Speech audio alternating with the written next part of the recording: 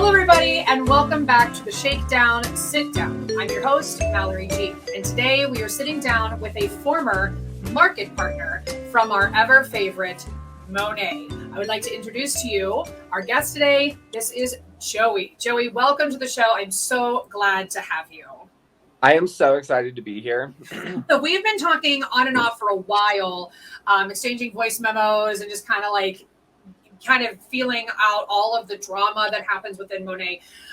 So basically, I just want to hear how you got into Monet. I know that you then also went into another MLM. So you can just share as much about your journey, I hate saying that, your journey, but your story, and we'll just chat and let everybody know what you experienced. I love it. Oh my gosh. I was one of those. So my mom was a serial network marketer my entire life. So she did all of them, the 31, the Mary Kay, she did all of them. And wait, let me ask, how old are you, if you don't mind my asking? I'm 25. 25. Okay. Yeah. Yeah.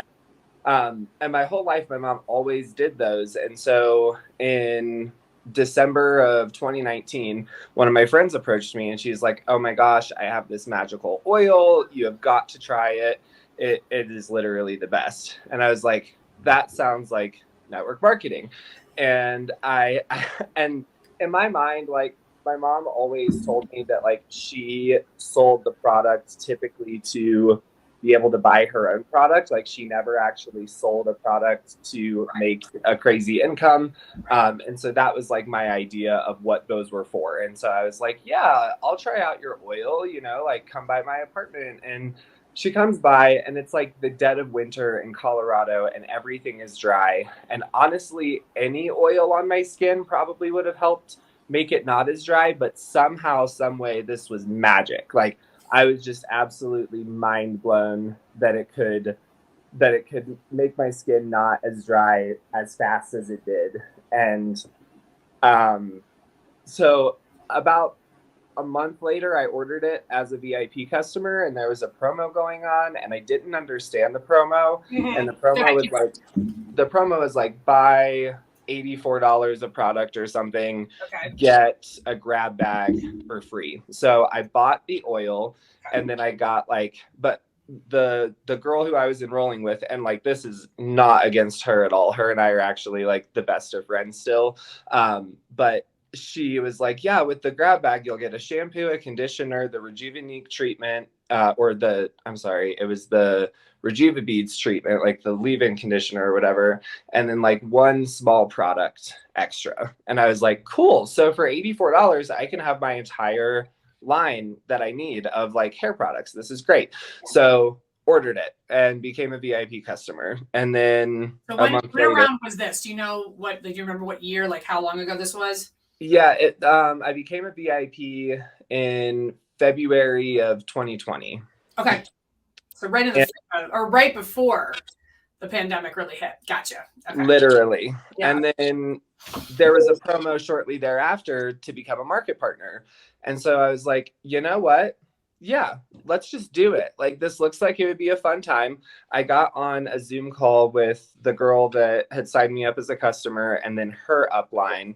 And it was just, the energy on that call was like second to none. I had never seen it before. I was like, you know what? This is like a bunch of people that are weirdly very excited about shampoo, but like, I think I could be excited about shampoo too. Like, and so like all the way up until I enrolled, I was like very mindful of everything that like could have been happening. And like, I was like, okay, you know what? This makes sense. I'm going to go for this. And signed up as a market partner. And then literally like right after that, the pandemic hit. And I went from working 6 days a week and 9-hour shifts to working 4 days a week and 10-hour shifts. And so I literally I had way too much free time. So what was your job? What were you doing? I was a manager at a dispensary at that time. Oh, okay, cool. Oh yeah, you're in Colorado. So yeah. Yeah. Okay. But so then your hours got cut even there. Yeah, that makes sense. Okay. Yeah. And it was recreational as opposed to being medical. So it was like I was down to 4 days and I was still able to get my full hours, but I was never at work. Like I was literally only there for half of the week. And so then I had these other 3 days to just do whatever I wanted to do. And, you know, it was like, because of Monat, like at the time of the pandemic, they're like, pour your time into your business, y'all. Like take the time that you have and pour it into your business and show people that you're making more money than you could have during the pandemic and stuff like that. And then in June of 2020, correct me if I'm wrong, major social issues started to go down throughout the country with the Black Lives Matter movement. And it became a really scary environment. And I'm from a place in Virginia where the Black Lives Matter movement means a lot to me. I have a lot of friends within that group of people. And okay, so here's my first ringer of like the first moment that I was like, whoa, what are they talking about? So everybody started blacking out their social media, and we were told by our top upline, who is Farrah Mountain, that we were not to post about the issue at all. Like basically they wanted us to carry on Monat business as usual and not draw attention to the social issues at hand. And I literally was like, nope, I'm not doing that. And I blacked out my social media. And I was like, blackout day in honor of this. And I'm like, I don't care who gets mad at me. Like, this is not their social media page. Like, just so I know, Farrah Mountain is how much above you was she in your? So here. My upline, 1, 2, 3, 4, 5, 6. She was my level 7 upline. Okay. But like still as influential as she would have been if she was my level 2, because like she was the senior executive director and the highest under her was an associate executive director. And so like we had directors, but they were not Sarah. And so, or Farrah, excuse me. So anyways, that was my first big moment. And then June is also Pride Month, obviously. Let me interrupt you for 1 second. Did anyone question her? Did anyone say like, why not? And when you blacked out, did anyone say anything to you about it? Kind of. I was still, so it doesn't really matter what you do very much unless people know who you are. Right. And I was kind of at a point still where like they didn't necessarily know who I was. Right. And so they didn't really have very much feedback. I think it was just the foundation of like the call that said that we weren't allowed to do it. And then the fact that I went and did it anyways, I feel like was a catalyst in like what continued to happen throughout the rest of the year. You went against the grain. Yeah. Yeah. And somebody did ask me like if I realized the possibilities of like putting out my personal and political opinions on social media, being a social media influencer. And I always like the way that I roll on Instagram is like, if I'm doing an Instagram story, I am the exact same way that I'm being with you right now. Yeah. Like I never change who I am. And so when the Black Lives Matter thing started, I was like, yes, absolutely. Black Lives Matter. I'm putting that on my Instagram page. Right. And also that was an issue too, where it was like, if you, as for companies, like it is one thing to like, people aren't entirely wrong to say like, you should keep your political affiliations and things like separate from your business because that can affect your business. However, with something like Black Lives Matter, with something like Pride, which we're going to get to in a moment, like it actually makes it worse if you don't acknowledge it and make a statement, because if you don't make a statement, then everyone assumes that you're on the other side of it, that you think it's wrong, whatever. So like, you kind of need to, and we were seeing companies do that all over. Companies, schools, everywhere, people were making statements. So it seems so backwards to me that they would be like, we need to address it. Yeah, absolutely. And I think also like that was another thing that bothered me was I wasn't going on to Instagram to say, I'm Joey, a Monat Market Partner, and this is how I feel. Like I literally just did it like from me. I wasn't trying to say anything about the brand or anything, but It's just like the very first time that it proved to me that when you are in an MLM, you do not own your business. the person that you're representing owns your business and you follow their rules. And that was like, I was like, okay, cool. That's just how that rolls. Yeah. So it's Pride Month already in June of 2020. Moving right along. My upline's upline is like, let's all do one-on-ones. Let's have personal calls because we're going through a lot right now as a society. And I just think it would be great to check in. Cool. Okay, awesome. That sounds great. Like, and also this upline, like she, oh my gosh, I'm trying to remember the movie. I feel like it was like like one of the princess movies, but you know that woman that has like the horrible face with like the biggest lips, and she's just like, oh, Jennifer Coolidge. Yes, there we go. I Done. love Jennifer Coolidge though. I love her too. Oh, okay, but the look. Okay, the look. Sure, yeah. But I mean, but I Jennifer feel like that's Coolidge. like part of her whole thing now. It's just like, oh yeah, okay, like that's just the thing. That was incredible. That Thank was the you. best invitation. I love her. Okay, so yeah. So what about Yes, no, nothing against Jennifer Coolidge. I just like, I was trying to give someone a visualization for this person that I was getting onto Zoom with, because like that is the look. And so it's like very like, okay, hey, what's up?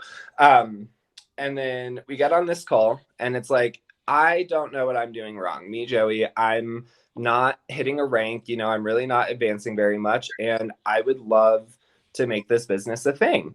Mm-hmm. She's like, well, you have a really great opportunity right now because it's Pride Month. And all you really have to do to get more sales is be more gay. And I legitimately was like, be more gay? I'm sorry. Like, I literally, like, it made me stop. And I was like, do what now? And she's like, oh, you know, just like you are a very like, and tried to explain that like I'm more of a subtle gay and I need to be more of like flamboyant, extra, like, I don't know. I just, and then what we would also call is just stereotypical, what we see portrayed in TV. Yes. You know, when we see the way that we see gay men portrayed in TV when gay men are not writing the script or portraying themselves. You know what I mean? Like that very over the top. Oh my gosh. Okay. I'm so embarrassed for her. And oh my God. Okay. And that was not the first time or the last time that I had heard something like that. But for it to be coming from someone within a business, I was like, whoa. Okay, hold up. And then honestly, Mallory, I think the worst thing is that after that call, like 2 hours later, I'm racking my brain trying to figure out how I can be more gay. And I'm like, I don't know. So I go on to Color Street. I hit up a Color Street friend and I'm like, can I get some of your nails? I mean, they're cute. And I think that would make me more gay. And they're like, yeah, absolutely. So I order some Color Street nails. And then I hit up one of my Mary Kay friends and I'm like, hey, I think I want to get into makeup. Can you like give me a makeup routine that'll look good with my skin type and stuff like that? And she's like, yeah, absolutely. Of course I will. That's awesome that you're going to do that. So you're kind of leaning into it. You're like, yeah, I'm trying to, but that is just not the type of person that I am. Like, I am not the gay person who dresses up in drag. Yeah, I'm not that brand of gay. Like, that's just how it is. And I kid you not. So like after maybe a month or two of like driving myself crazy, just trying to figure out like how to make myself more gay, I finally told my direct upline, who is a friend of mine, that her upline had told me that. And she stopped. She was like, wait, she told you that? And I was like, yeah. And she sent me messages since to be like, don't forget, be more gay. Like, it's a good thing. Like, it's like, and then I would post like a picture with my nails and it's like, yes, you're gonna get so many people from this. Like, it's amazing. And she was like, you need to tell somebody. And I was like, okay, what do you mean? And she's like one of our other uplines, you need to tell them this is happening because this is bad. And I'm like, all right. So I never talked to Farrah Mountain, but one of her direct downlines. I don't know. Am I allowed to say like names of market partners, or if I say the name, you want to like edit it out and you come up with a fake? Well, I think for this purpose, like Farrah Mountain, like I give her a code name. Everybody knows who we're talking about, though. Mm-hmm. If they're like kind of more in the public figure area, then I don't think it's a big deal. But like, general market partners, I try to not like, blast them. But if there's somebody that you can identify as like, we all see, like if we already see them in people's stories, we already know who they are. I don't think it's that huge of a deal. But if it is, I can always bleep it out and edit it later. So okay, yeah. Honestly, her name is, and there is like Sarah's downline, and she also is her that helps her with Monat things and all of like and photography things and stuff like that, which I emailed compliance about after the fact because so I hit up and I'm just like, this is not okay and it's freaking me out, and she's like, what do you mean? Of course it is. Like that's great advice. Like you have to be more yourself when you're on social media so that you can draw people in that are like you. And I'm like, right. Because being more yourself means being a completely different version of yourself that they think you should be, because that's the only way that they know gay men to be. Exactly. Like you're not gay enough, and so match the gayness online and all will be well. And I literally could not, I couldn't handle it anymore at that point. So I kind of just started to do my own thing. And I'm not going to be more gay. Like, that's just not how it's going to go. And pretty quickly, I think I like triple ranked after I decided to do my own thing. And like, I got up to the 3rd rank, and then I never re-ranked there again. And so that's what level is that then? No, A and B. It's associate market builder was where I hit. So I think that's only 2 ranks from market partner. I think it's market partner, managing market partner, associate market builder. Okay. I honestly don't remember because I ended up. Well, yeah.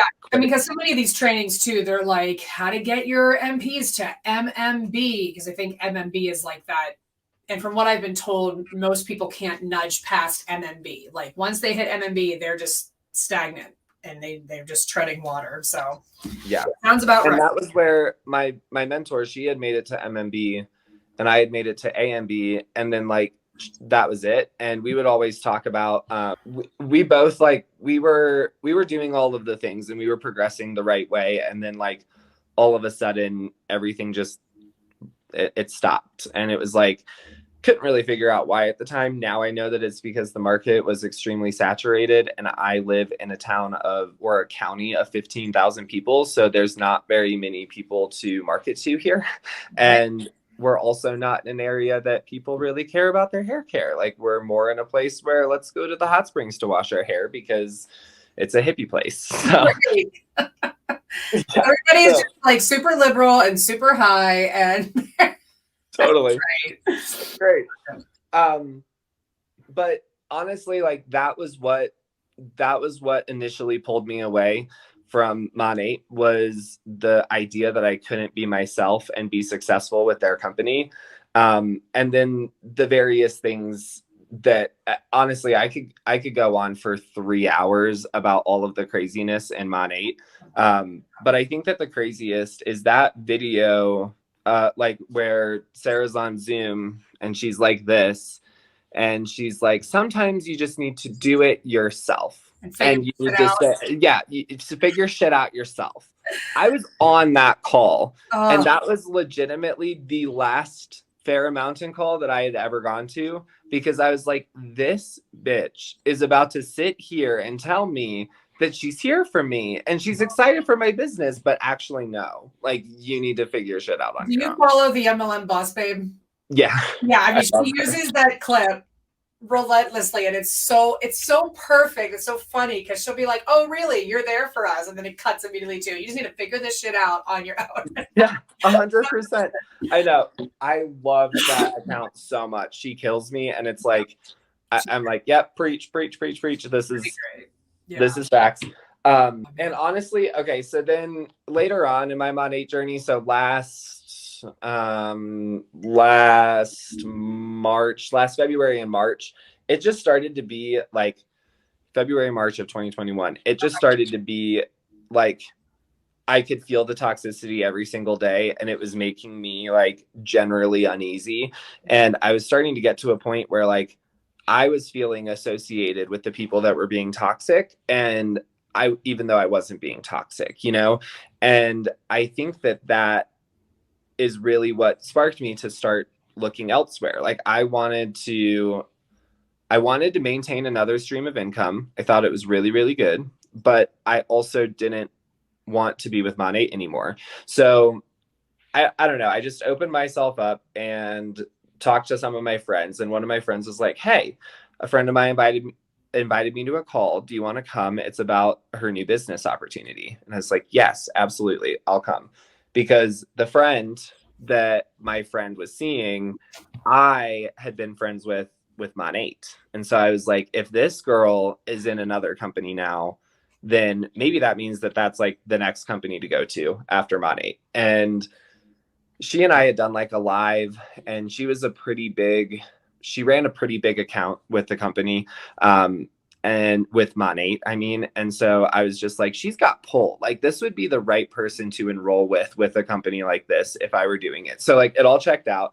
I went to the call, and it was amazing. And like, it was hemp and wellness products. And that is the type of thing that I would prefer over shampoo and conditioner. Like, my mom, even though she did serial network marketing, she was a cosmetologist, like a professional stylist. So we always had professional style or professional salon products in our showers. And so I was just used to professional products. And so Monat, like, I was able to sell it. Like, I wasn't unsuccessful. I had a lot of VIPs, and I'm better as a salesperson as opposed to a recruiter. I'm not great as a recruiter, but anyways, so I got onto this call. It was great. And then I decided a month later in May 1st of 2021, that I was going to enroll as an ambassador for this new company. And I was really, really stoked. Like, I was like, Monat has fizzled out. Nobody really like has been hitting me up from there in a while. This is going to be really, really good. But as soon as I enrolled with Q Sciences, it like immediately started with like the hate coming into my inbox from various market partners. Like, it was like somehow on day one, they knew that I had signed up with another company, and like all of the uplines, like for the first time in 6 months, Farrah Mountain was watching my Instagram story. Like, they were literally like stalking me, waiting for me to make an error. And I was happy. Like, I was like, this is my shampoo and this is my hemp. And like, I was just going to keep on selling both of them. But people started to get really, really crazy in the DMs with Monat. And I was just like, I'm not dealing with this. You guys are literally crazy. And so I'm just going to quit. So then I went in and I typed up my little resignation email, and I'm like, I would like to resign. And they're like, okay, well, not yet because of XYZ. I'm not even kidding you, Mallory. It took them almost 5 weeks to process my termination as an AMB, because I enrolled with another company and they wanted me to do something wrong so that they could win. Like, they wanted me terminated as opposed to me resigning. So that's why, like, they just like made up a reason. Yeah. Oh yeah. I mean, I could pull up the emails, but there was some crazy, like, they had to like process it or something like that. And then I just kept on emailing them back. And meanwhile, my upline with the other company was trying to leave, and they were literally entrapping her in the company. Like, they did not let her resign. And I can't tell her story. You're talking about Monat. Yeah, Monat. Yeah. Okay. But my new upline with Q Sciences was trapped. Like, because your new upline with Q Sciences was also from Monat. Yeah. And so she was trapped in Monat, and they weren't letting her out either. And because she had such a big account with them, and she had such pull with them and all of the things. And so they were like, no, you can't leave. And she's like, actually, I can. Like, and eventually I think it took her a couple months, but eventually they processed her termination too. But it was such a sign. Like, I was like, wow, these people are so desperate for good market partners that they're trying to keep market partners in. I mean, and that's a sign that that's like very typical of cult-like behavior when you just literally can't leave. You can't, like, you try to leave and they're like, no. And so you're still, even if you're not selling, you're still tied to it, right? So whether you're like not physically going into a place or physically being like, buy the shampoo, you are still associated with that company. So you have not officially left. So that, and that's very cult-like. Yeah. And in their little compliance and everything, they do have, like, I technically was not supposed to represent another network marketing company on the same platform that I represented theirs. And so they had caught me in like a bunch of compliance issues, and it was really freaking scary. Like, I was not in the mood for like any sort of legal issues at all. Like, I was just like, this is not, I just wanted to have a side hustle, man. Like, this is ridiculous. So eventually it processed, but after like the most amount of hate I've ever experienced, and then once it did process, so it was really crazy, Mallory, because I was keeping it quiet because it was taking so long to finalize, and I didn't want to cause any issues. And then somebody, like one of my sidelines, who like wasn't even under the same person that I was under, like she was under my level 2 upline. Gotcha. She reaches out and she's like, I heard you quit. And I was like, where did you hear that from? And this is like at 10:30 at night. Like, it was right after they had finished processing my termination. And she was like, oh, I heard it from this person. And this person heard it from this person. And that person heard it from Fair Mountain. And I'm like, you've got to be kidding me. How did Fair Mountain find out all late at night, like that I had that my termination was finally processed? Because conspiracy theories and stuff like that come around MLMs. I think that the directors are in corporate at a certain point, and I think that they participate in all the corporate emails and stuff like that. And that is how top leaders know when certain things happen, like by termination. Like, it's like, oh, Fair Mountain just got the email let me go tell all of his downline. Yeah, I can't like fully confirm that, but what I can say, because I've been covering a lot, like Perfectly Posh recently got acquired by another thing that I've been covering. And so I've been like deep in the thick of that. But when I was in Perfectly Posh, all of the premier, platinum, whatever the top rank was, I forget now, but they were all very entrenched in things that were going on with corporate. And so when there were new things coming out, my upline, like I was directly under her, but she was like at the very top. She would say, we just got off a call with, insert, corporate person's name here. And I can't give you details yet, but here are things to like be ready for. And then she created a small group of other leader. Like, I was in it briefly because I had like a decent amount of a downline and I was ranking well. So she was like giving us information ahead of time before it was released to the rest of the consultants. So like they definitely knew a lot of things.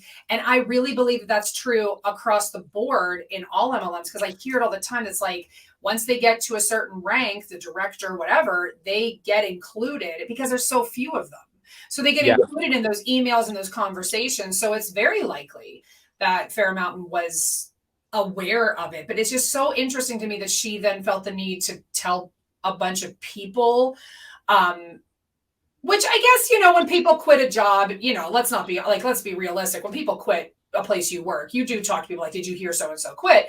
But I don't know. It just feels, that does feel, and also considering that we know, I mean, so many of us know that Fair Mountain, whether it's her or her assistant, like just goes through people's accounts and who they follow and just mass blocks people who follow people like me.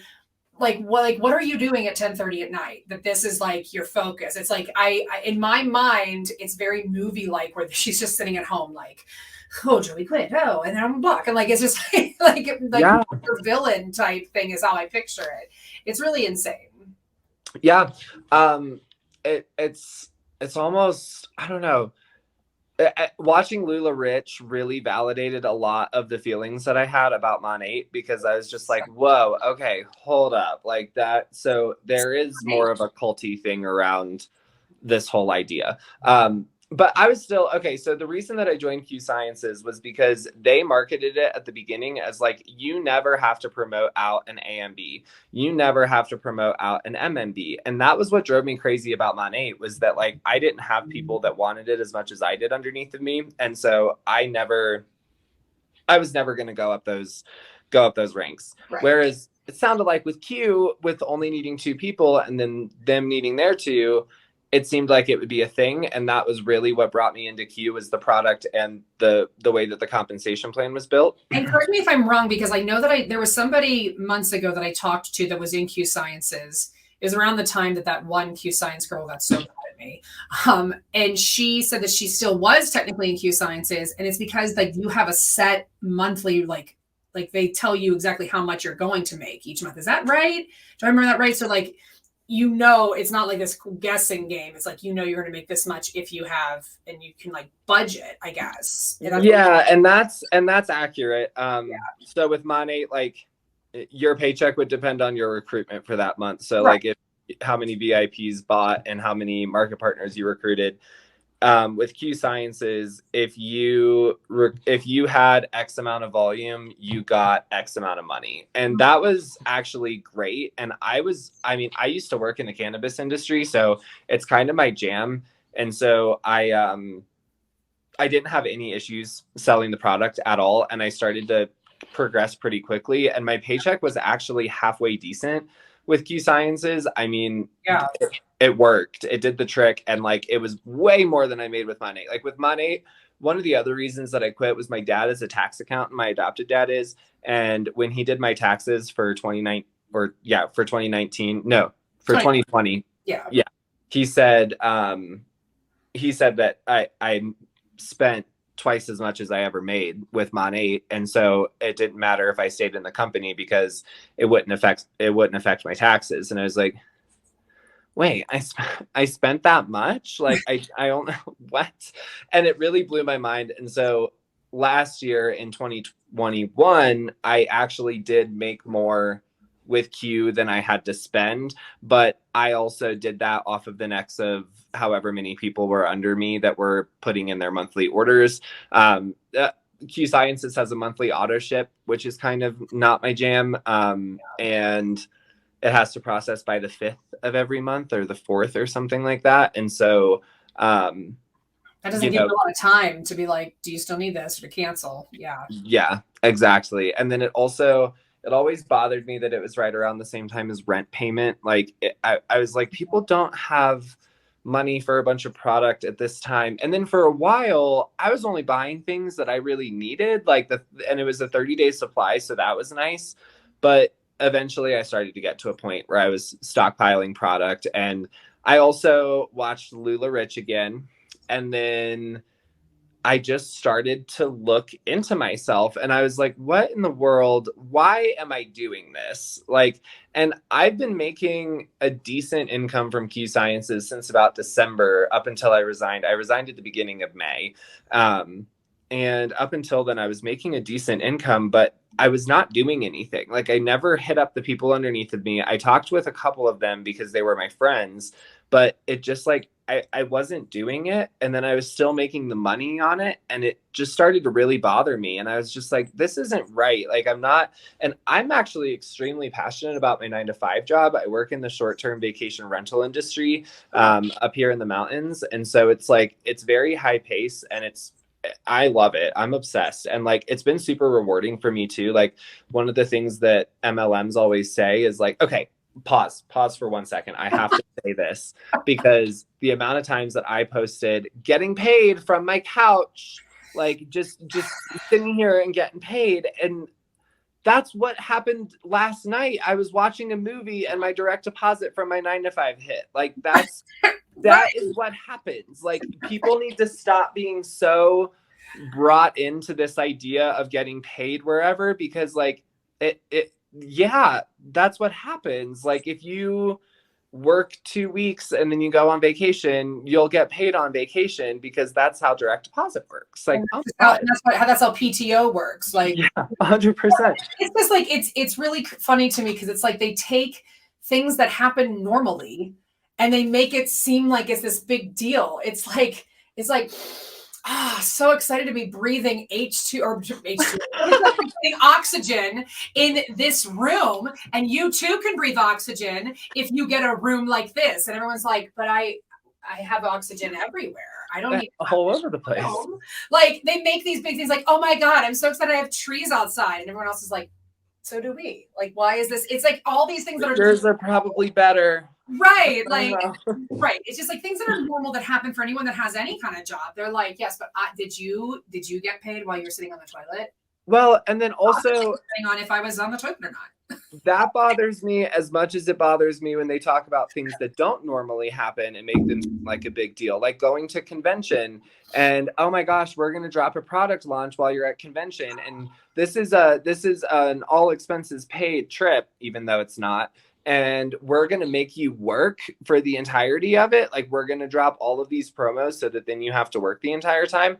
Also, why do you have to pay as an ambassador, market partner, whatever it happens to be? Why do you have to pay for these events? You pay to be a market partner. Like I go to events all the time with my 9-to-5 job. You went on a business trip recently and all expenses paid, like magic. And when I saw that, I was like, oh my gosh, it probably actually is all expenses paid. Yeah, I mean, most of these, like, and this is how my school works, but like, you know, we get, it's like a reimbursement, but like, right, we have this much money and we're going to get reimbursed X amount. And then, so we go on the trip. So initially it is out of pocket. Right. And we come home, we file our expense report, and then the next paycheck is bigger because we get reimbursed for whatever we spent. But like the hotel was already booked for us, like all of those things. So we didn't have to pay. So it was literally just, we paid out of pocket for ways to get there and for our food, but then we file those receipts and we get paid for it. So it's, and like, that's the thing. The convention is,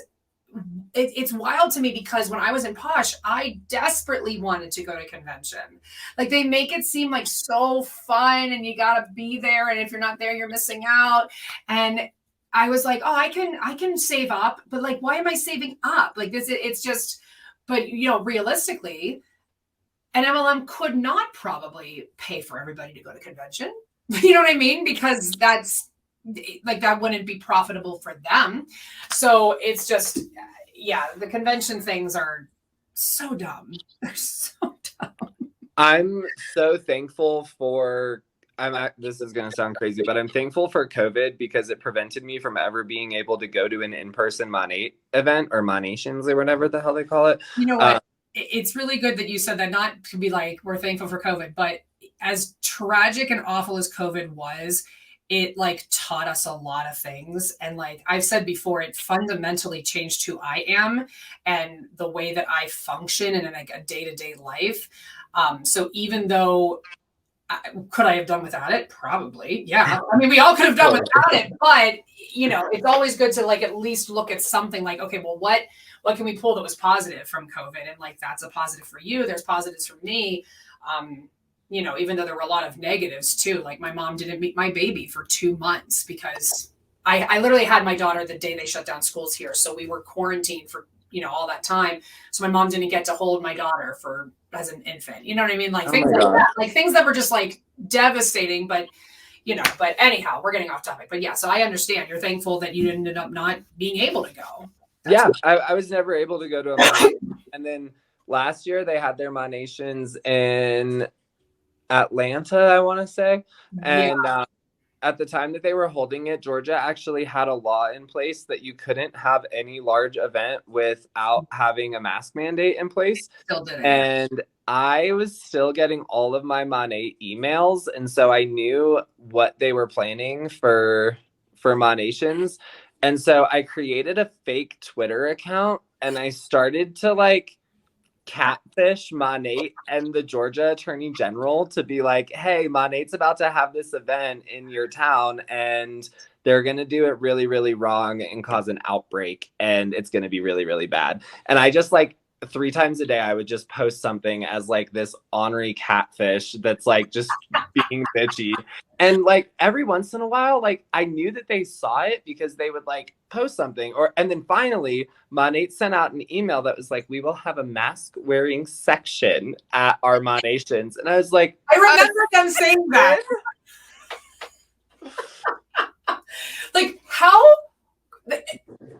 how backwards is that? A mask wearing section. I can't get over that. Like that they thought that was the solution. Oh, we'll just have a section for people who want to be safe. Meanwhile, you probably would have to walk through all of the disease to get to the section. It's like literally like when they used to have the non-smoking section in restaurants. Like yes, that's exactly what I said. Oh so my you have to God. walk through the smoke to get to it. Oh my God. This is how I know that the people that work for MLMs just like don't have a clue. They don't care. They're just all about their bottom dollar. Like that's all it is.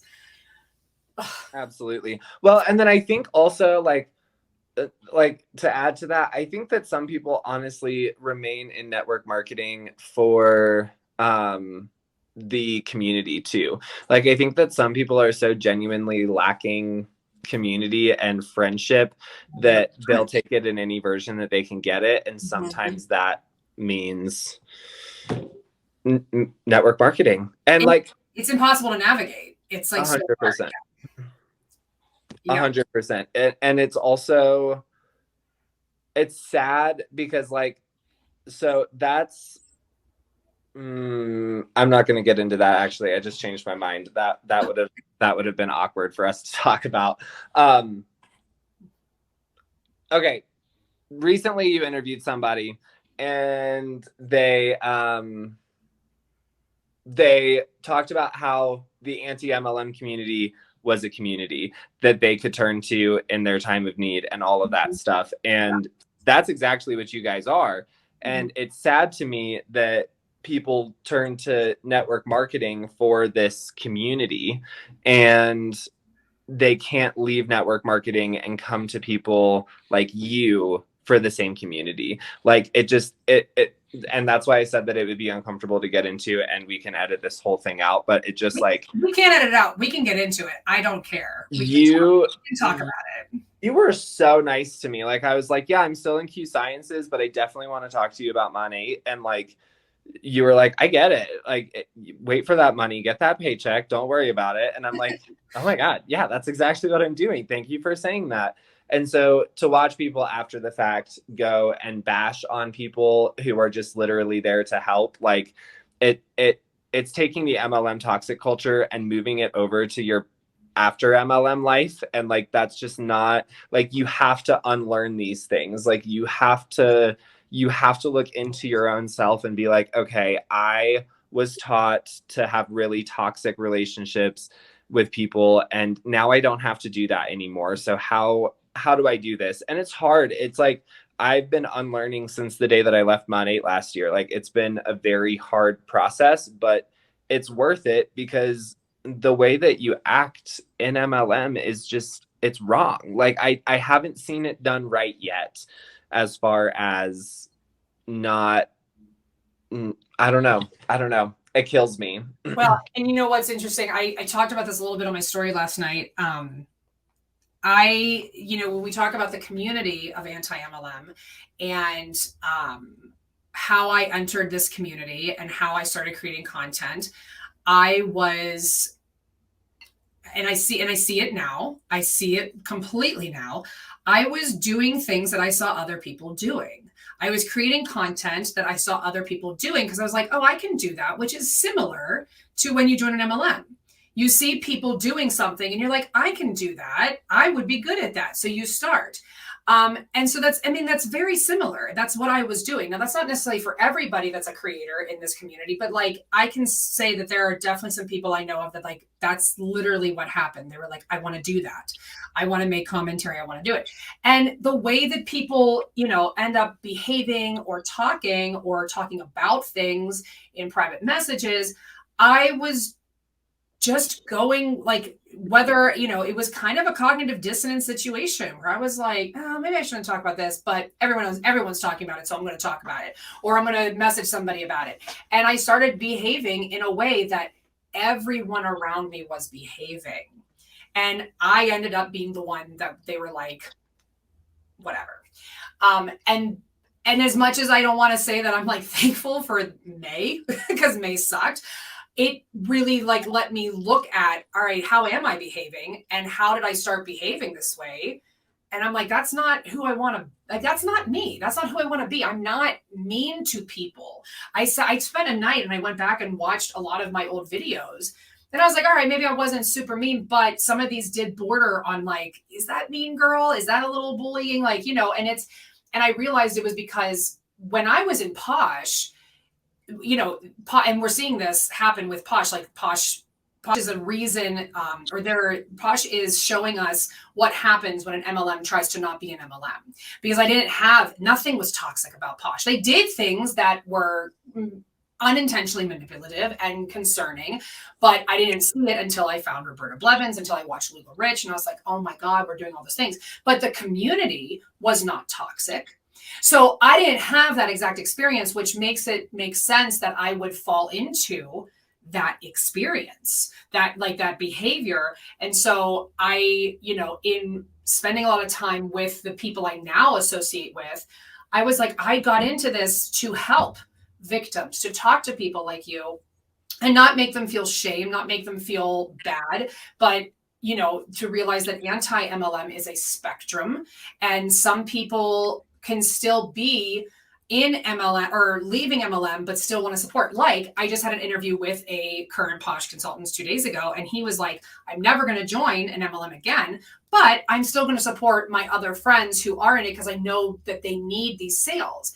Now, my general idea is like, well, I don't want to support anything MLM, but I understand why he does. And I'm not going to tell him like, you shouldn't do that. Like, everybody has their own ways of processing MLM and how they want to get out of it. And maybe one day he'll be like, you know what, actually, no, I can deal without Pampered Chef. I can deal without Color Street. Like, you guys need to leave, whatever. So it's really just such a spectrum. And, you know, you talk about community. It is, you know, when you have community in MLM and then you try to find it outside of it, it is so easy to still end up within a toxic environment. And you're like, wait a minute, I'm not even selling MLM and I'm in a toxic environment. Or, you know, it's basically, it's internet friendships are really difficult to navigate because you can't hear tone when people are just texting. That's why I try to send voice memos now more, because I want people to hear my tone. It is such a difficult thing to navigate. And it can be really alienating and lonely when you're like trying to, especially when you're trying to realize like, hey, I'm trying to grow and be a better person. And everyone's like, no, you still suck. And you're like, okay. So I really appreciate you saying that. Just because, you know, I try my best to, like you said, who you are in your stories is who you are right here, is who you are out there. Like, that's exactly who I am. And I try to show myself exactly as I am. Yeah, I mean, the community is, and there's people that are still in MLM exactly for community, and they're trying to just like keep those friendships. But it gets scary. Like when you said, like you joined Q and you started getting all these hate comments. It's like, why is you making any decision that is good for you suddenly give people the right to treat you like crap? Yeah. You lose all of your friends within the network marketing company as soon as you say that that network marketing company isn't for you anymore. Right. And I'm really grateful that that didn't happen at all with Q Sciences. When I resigned, like, I actually had a decent resignation. I have never been close with most of my uplines, mostly just like the person that I enrolled with. But I mean, besides that, like it was not leaving Monat where like everybody like immediately started hating on you and you were like this awful person. And it's like, that's another thing that bothers me with relationships is sometimes people feel like they have to leave a relationship with like hatred or anger or something like that in order to be able to leave. And I didn't want to leave with anger or hatred at all from Monat. Like, that was not what the goal was. I just wanted to leave. Like, and that's how I mean, even with friendships and stuff like that. So it's just like, I don't know, being able to walk away with grace and dignity and like not having somebody cause that to not be a thing is what. Oh, my dog just opened the door. He's like, I'm coming in. Dogs are smarter than us. Let's be honest. Absolutely. So, okay. So you left Q Science, because I know when we first started talking, because we've been trying to get together for a while, and you were hesitant until you were gone. So you left Q Sciences. So are you just done, like you're done now with MLMs or? Yeah. So I actually I came to a really happy conclusion where I was really glad that I was in MLMs. Like, even though it didn't end necessarily well, I met so many people that I never would have had an opportunity to meet. And I honestly never would have had a reason to follow your content if I hadn't been in an MLM. And I've loved your content for a while now. Like, I'm like, this is funny. And it's like, this is something that makes me mad, but now I'm able to laugh about it. Like, that's just, and it's nice. So I decided that I was done with MLM. Like, I do not want to purchase from an MLM. I do not want to, I'll never be in another MLM. Like, my mom still is in some MLMs. We just went to the beach together. She's like, try my oil and my face wash. And I'm like, no, I will not. And then I ended up trying it and I was like, this is great, but I'm not going to buy it. Well, and that's the thing. It's like going back to Posh, like I loved their products. Like they had great face wash, but then apparently like the ingredients did start to get worse, but like they were great, but you could only get them if you supported the MLM. And it's like, I'm just not going to do that anymore. I'll find something else that's great. I know. And that's where I'm at too. I'm just like, I can't support the company at the top anymore as much as it could help one of my friends that's not at the top. Like, I will send them a $20 Venmo to go get themselves Starbucks or something like that instead. Right. Like Roberta had said it perfectly in a podcast I was listening to from her, where she said, you think that you're helping someone by still buying the product, but what it ultimately is doing is giving them a sense false of hope that that they're going to be able to do this, because you can't commit to being their best customer forever. Exactly. Like you just can't, because then you will go bankrupt trying to support them in their dream that maybe wasn't ever a dream of theirs to begin with. So, in the moment you're like, sure, I'll help you out. But then when next month rolls around and they message you again, you're gonna be like, I can't afford this month. I can't help you out this month. So, or I don't need anything more. I'm still using it, so it gives them this false hope. And ultimately that money, how much, right? Like you said, $20 Venmo for coffee. How much, if I spend $21 on a face wash, how much are they actually getting from that? As opposed to I could just give you $21. Exactly. 100%. Yeah. One of my dearest friends, she's still in multi-level marketings and like she loves it. And I don't see her ever changing that. And she just started a new one and she sent me samples and I was like, can I give you like a great review of all of the samples? Like tell you what all of the samples did and how much they helped me, because I'm not interested in purchasing. And she's like, yes, please. That would be awesome. And I'm like, okay, perfect. So I sent her like a long descriptive message and she's like, from someone who used to sling shampoo, this is like, and I'm like, that's awesome. I bet a lot of people probably saw that and they were like, interesting, that's probably really good stuff. I don't know. It's like I'm trying to create the balance between making sure that I feel like I'm supporting my friends and also keeping my personal boundaries with MLM, because like so there's an Herbalife, Herbalife has those little restaurants with the shakes and the teas. It has not, as far as I know, like, I don't know of any around, like I'm in Pittsburgh. I've not seen any of that, but apparently it's like really prevalent Midwest, West side of the country. Yeah. And then like where I am, they've also got like tons in like the southern region, like South Carolina down to Florida. Okay.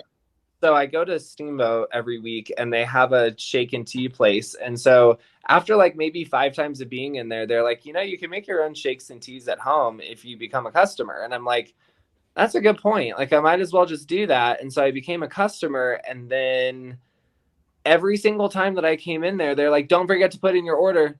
Don't forget to put in your order. And then they started to ask me to open an Herbalife shake and tea store. Like they wanted me to own one and become an ambassador and like open a storefront for it. And I'm like, no, I will not be doing that. And like they just kept on. So I'm like, dramatic. You're cut off. I'm canceling. I'm done. Well, and not to mention Herbalife. I mean, I've watched a couple of videos on there. There's like a lot of reports that like it causes liver damage and like It's not actually as filling as it says that it is. Like, right. And then the storefronts have so many rules and restrictions on, like, you can't let people know it's Herbalife on the outside. Like, it has to be super. It's bizarre. I had no idea until the third time that I went in there that it was Herbalife. I literally just thought it was a super cute shake and tea store. I was like, this is good stuff. And then I went in there one time and I saw like an ad, like a little bar, like a little protein bar. And I was like, is that Herbalife? And I'm like, oh yeah, it's Herbalife. This whole thing is Herbalife. I was shook. Yeah, like all of a sudden you see it, you're like, oh no. Oh my God. I've been coming here too much. Right. I've been had. It is just so strange to me because, like, did I watch a video? Somebody did a YouTube, or maybe I listened to a podcast where they talk about how those storefronts work. And it's like, no one gets paid an hourly wage. It's so bizarre. It's like the person who owns it then has their downline come to work for them, and they're all selling their own product. And it's so funny because you said, like, they were like, oh, you could become a customer, but you were already getting shakes. I would have been like, am I not already a customer? Literally. I was giving you money and you were giving me product. To me, that's a customer, merchant relationship. I'm confused, because they come up with all these different. They use words that we already know to mean completely different things. Yep. I tried to call them to cancel my account, and they were like, you actually need to send a resignation email if you're structure. And I was like, I'm a damn customer. Like, why do I need to resign? I've never had to resign from Target or Walmart. Okay. Like, I literally just stopped shopping there. Like, it just bothers me. Well, that's what ended up happening with me with Perfectly Posh, because I had become anti-MLM. And so I like stopped selling. And I was like, yeah, I'm done. And then all of a sudden I got an email that was like, thanks for paying for your Posh Pay account. And I was like, oh no, because my card was saved and it is like auto renewed for the year. So I like went in and I sent a message. I was like, I just want to cancel. I don't want to sell anymore. And they're like, oh, well, they're like, you're up for a year. We don't do refunds. And I was like, of course you don't. Oh They're like, so just remove your card from the account. And then when it's time to re-up your membership, it won't charge and then you'll be canceled. And I was like, all right, fine. So I like had it for the whole year, and I was able to like go to my back office and like see some stuff. But what's funny is that when Innovative bought them out, it was right before I was supposed to be canceled. So I'm still in there because Innovative like paid for all of their memberships for the next year. Oh my God. Of course they did. Right. So when I tried to get out, but then I was like, oh, but this is good. So I can. Oh my God. That's how they keep you in. They're like, oh, well, you paid. So you're just here with us for a year. And they're like, but if you need your stuff, you'll be able to get it. I'm like, I don't want the stuff anymore. I just want to be done. So that's how they hook you and get you. But absolutely. Well, I'm getting an emergency call for work, which is super awkward, and I'm sorry. No, we can wrap it up. Absolutely. Go. Thank you so much for being here. And oh my gosh, thank you so much for having me. I'm so excited that this worked out, and like I'm just so honored to have come on here. Thank you for having me. Absolutely. I will talk to you soon. Take care. So soon. All right. Bye, Joey. Bye, Mallory. All right. So thank you so much for being here for today's interview with Joey. Remember, anti-MLM is a spectrum. You can be anywhere on that spectrum of processing your trauma. If it was traumatic, maybe it wasn't traumatic, but you realize you don't want to participate, but you still want to help people. There's a whole different, people are in different places. And so we need to always meet people with kindness, meet them halfway, and not demand that you're either this way or you're that way. Everybody has their own process, their own journey. So when we meet with those people, remember that kindness, education, empathy, and patience create a lasting movement. So always keep calm, and I'll see you next time on the Shakedown Sit Down. Have a great day.